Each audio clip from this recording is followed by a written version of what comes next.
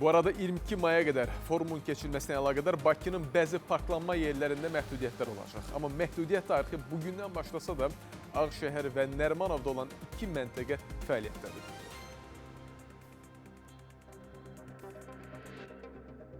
Bir neçə parklama məntəqələri deaktiv edilir. Asparkin istifadə edirəm, aktivdir. Sonra baxsın cərimə gəlir. Bakıda keçiriləcək 13-cü Ümumdünya Şəhərsalma Forumunun keçirilməsi ilə əlaqədar paytaxtda bir neçə məntəqədə nəqliyyat vasitələrinin parkingində məhdudiyyətlər olub. Həmin məntəqələrdən biri də Ağşəhər ərazisində, yəni burada yerləşən 5-ci park küçəsidir. Burada olan 10850 parklama məntəqəsi də əslində deaktiv olmalı idi, amma biz burada baxırıq ki, parklama hələ də aktivdir. Kamran zəhmət olmasa yaxın gəl, da göstərək. 10850 saniyələr gedir, aktivdir. Asparkin istifadə edirəm, aktivdir. Aktivdir. Bəli. İndi hal-hazırda 70 qəpiyə çıxdı. Bura Nərimanov rayonu Zaur Nudrəliyev küçəsidir. Ağşəhərdən fərqli olaraq bu ərazidə olan parklama məntəqəsi bağlanıb, amma buna baxmayaraq yenə də ərazidə avtomobillər park edir. Biz baxırıq, görürük, aktivdir, quraşdırırıq. Amma məlumatımız olmur da, bu sonra baxsın cərimə gəlir. Qanunla bu gündən bəli.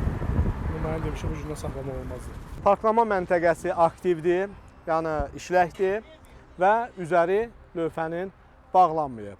Buna görə də avtomobillər rahat şəkildə burada park edirlər.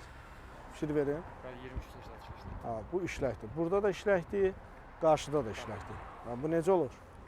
Mən yəni sahə rəsminə o qədər də məlumat vermişəm. 17-22-si başlayır layihə. Biz sadəcə bu əvvəldən bizim üçün 10 dənə yer ayrılıb ki, aeroportdan gələn yapılan avtobusların qonaqları burada drop-off eləsinlər, düşsünlər otellərimizə. Yəni 17-sindən. Bəli. 17-sindən isə əməliyyatlar başlayır. Məsələ ilə bağlı Azərbaycan Yerüstü Nəqliyyat Agentliyindən isə bildirildi ki, qeyd olunan 2 ünvanda parklama məntəqəsinin bir qisminə müvafiq olaraq 5.12, yəni avtobus dayanacağı nişanı qurlaşdırılaraq tədbirlə əlaqədar nəqliyyat mübadilə məntəqəsi təşkil edilib. Məsələ ilə bağlı Bakı şəhər Dövlət Yol Polisi İdarəsindən isə bildirildi ki, İnzibati Xətalar Məcəlləsinin 346.2-ci maddəsinə əsasən ümumi istifadədə olan nəqliyyat vasitələrinin dayanacaq meydançasında və ya 5.12, 5.13 yol nişanlarından 15 metrdən az yaxınlıqda digər nəqliyyat vasitələrinin dayanmasına və ya durmasına görə 40 manat məbləğində cərimə tətbiq olunur. Qeyd edək ki, Asparking MMC-nin məlumatında 12 may tarixindən etibarən 22 may tarixinədək nəqliyyat xidmətinin təşkili ilə bağlı sözgedən parklama məntəqələrində məhdudiyyət var.